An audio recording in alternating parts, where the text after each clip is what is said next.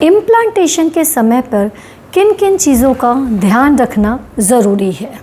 Implantation के समय क्या केयर लेनी ज़रूरी है ताकि आसानी से गर्भधारण हो सके, ताकि पीरियड्स आने की जगह प्रेगनेंसी हो सके। इस दौरान आपको अपने डाइट के अंदर किन चीज़ों का ध्यान रखना है, किन दवाइयों को लेना आपको अवॉइड करना है, लाइफस्टाइल में क्या ऐसे चेंजेस करने हैं ताकि इम्प्लांटेशन यानी कि जो बच्चा चिपकने का प्रोसेस है, बच्चेदानी की दीवार के अंदर जो गर्भधारण का प्रोसेस है वह आसानी से हो सके। इसी के बारे में आज हम इस वीडियो में डिटेल में जानेंगे। मैं डॉक्टर दीप्ति जैन, गायनेकोलॉजिस्ट, आपको कम्प्लीटली साइंटिफिक चीज़ों के बारे में इस वीडियो में बताऊंगी, यानी कि कौन सी चीज़ें एक्चुअली प्रूवन चीज़ें हैं जो कि ज़रूरी हैं इम्प्लांटेशन के वक्त, इम्प्लांटेशन के टाइम पे, ताकि प्रेगनेंसी आसानी से हो सके, ताकि पीरियड आने की जगह प्रेगनेंसी हो, जो कि अगर आप प्लान कर रही हैं तो ऐसा हो पाए।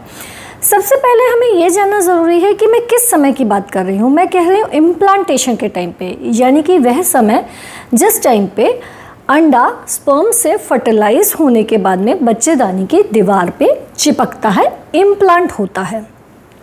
यह कौन सा समय होता है मैं आपको एग्जाम्पल के साथ समझा देती हूँ, जैसे कि मैं यूजुअली करती हूँ एग्जाम्पल्स के साथ समझाना। सपोजिटली आपकी 28 दिन की साइकिल है, तो 20 दिन के बाद में आपको किन चीज़ों का ध्यान रखना है। पीरियड की लेंथ कैसे कैलकुलेट करते हैं। 28 दिन का साइकिल यानी जिस दिन आपकी ब्लीडिंग शुरू होती है उसको आप डे 1 काउंट करेंगी, और जब नेक्स्ट पीरियड आएगा उसके डे 1 के बीच में कितने दिनों का गैप है उसे हम पीरियड लेंथ कहते हैं, साइकिल लेंथ कहते हैं। तो अगर आपका 28 दिन का साइकिल है तो आपको 20 दिन के बाद से किन चीज़ों का ध्यान रखना है। अगर आपकी साइकिल लेंथ 30 डेज़ का है, 30 दिनों का है, तो पीरियड के 22वें दिन से आपको क्या ध्यान रखना है। अगर यही साइकिल लेंथ आपकी 32 डेज़ की है, 32 दिन की साइकिल है, तो 24 डेज़ के बाद से आपको क्या ध्यान रखना है। और अगर आपकी साइकिल लेंथ 35 डेज़ की है तो आपको 27th डे के बाद से किन किन चीज़ों का ध्यान रखना है।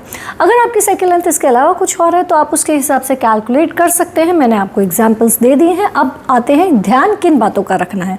सबसे पहले हम आते हैं कि हमें खाने पीने में किन चीज़ों का ध्यान रखना है। खाने पीने में स्पेसिफिकली आपको पपीता नहीं खाना है। पपीता भी स्पेसिफिकली कच्चा पपीता बिल्कुल भी नहीं खाना है। पपीता भी अवॉइड करें तो अच्छा। क्यों नहीं खाना है पपीता? क्योंकि पपीता में एक एंजाइम होता है जिसे हम पैपेन कहते हैं।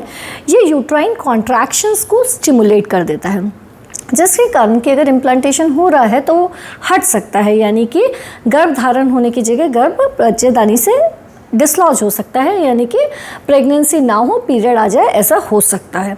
तो अगर आप प्रेगनेंसी प्लान कर रही हैं तो इम्प्लांटेशन के समय यानी कि पीरियड आने के लास्ट वाला जो 1 हफ्ते का समय है उससे पहले आप पपीता खाना, स्पेसिफिकली कच्चा पपीता खाना अवॉइड करें। प्रोटीन का इंटेक ज़्यादा और कार्ब और फैट का इंटेक कम।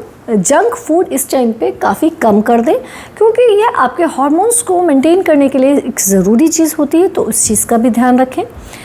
दूसरी महत्वपूर्ण बात, आपको NSAIDs बिल्कुल नहीं लेनी। NSAIDs एक प्रकार की पेन किलर होती हैं। मैं पेन किलर की बात इसलिए कर रही हूँ क्योंकि बहुत कॉमन होता है कि जिस समय इम्प्लांटेशन होता है, बच्चा बच्चेदानी की दीवार पे चिपकता है, उस टाइम पे बहुत कॉमनली महिला को पेन होता है, पेट के निचले हिस्से पे दर्द हो रहा होता है, जिसके कारण महिलाएं बहुत बार पेन किलर्स लेती हैं।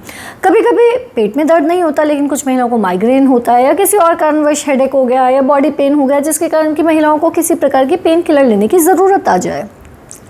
तो अगर आपको इस समय पे पेन किलर की ज़रूरत हो, और बहुत कॉमन होता है इंडिया के अंदर NSAIDs यानी कि ऐसी दवाइयाँ जैसे कि डिक्लोफिनेक है, ब्रूफिन है, कॉम्बीफ्लेन है, नेप्रोक्सन है, ये बहुत कॉमनली यूज़ की जाती हैं, over the counter easily available होती हैं, और महिलाएं बहुत कॉमनली मेफ्टाल स्पास है, ये दवाइयाँ इस टाइम पर ले रही होती हैं। तो आपको इस तरह की पेन किलर्स बिल्कुल भी नहीं लेनी है इम्प्लांटेशन के वक्त में। NSAIDs, इन दवाइयों को कहते हैं हम NSAIDs, non steroidal anti inflammatory drugs, इनका प्रयोग आपको नहीं करना है। ओपियोइड पेन किलर्स जैसे कि ट्रामाडोल वगैरह ऐसी दवाइयों का भी प्रयोग इस टाइम पे करना हम मना करते हैं। पर अब क्या करें अगर आपको पेन बहुत ज़्यादा हो। सपोजिटली ऐसा हो सकता है किसी महिला को बहुत ज़्यादा हेडेक होने लग गया या बहुत ही पेन हो रहा है, बर्दाश्त ही नहीं हो रहा, तो फिर क्या किया जाए। तो उस टाइम पे आप पैरासीटामोल ले सकती हैं। पैरासीटामोल सेफ़ पड़ती है, उसको आप इस समय पे ले सकते हैं, कोई नुकसान नहीं होगा। NSAIDs के लिए हम मना क्यों करते हैं? क्यों ब्रूफिन, डिक्लोफिनेक, नेप्रोक्सन ऐसी दवाइयाँ क्यों नहीं लेनी है? क्योंकि इनका जो मैकेनिज्म ऑफ एक्शन होता है वह इस प्रकार का होता है कि ये आपके शरीर में प्रोस्टाग्लैंडिन्स के रिलीज़ को इनहिबिट कर देता है, उनको रोक देता है। तो जब आपके शरीर में प्रोस्टाग्लैंडिन्स रिलीज़ नहीं होते हैं तो इम्प्लांटेशन मुश्किल हो जाता है, क्योंकि इम्प्लांटेशन होने के लिए प्रोस्टाग्लैंडिन्स एक महत्वपूर्ण रोल प्ले करते हैं।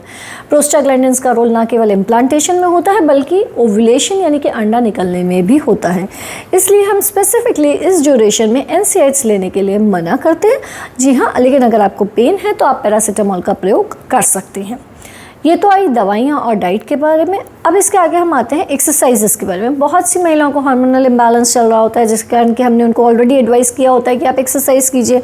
हम इन जनरल रूटीनली भी बोलते हैं कि एक्सरसाइज करेंगे तो हार्मोन्स बैलेंस रहते हैं, परंतु इम्प्लांटेशन होने के बाद में आपको जो अपनी एक्सरसाइजेस हैं उनको थोड़ा मॉडिफाई करने की ज़रूरत है। यानी कि बहुत विगरस हार्डकोर एक्सरसाइजेस नहीं करनी है आपको, जैसे कि जंपिंग है, रनिंग है, आप बहुत स्ट्रॉन्ग एरोबिक्स कर रहे हैं कुछ, तो वह इस टाइम पे आप बंद कर दीजिए।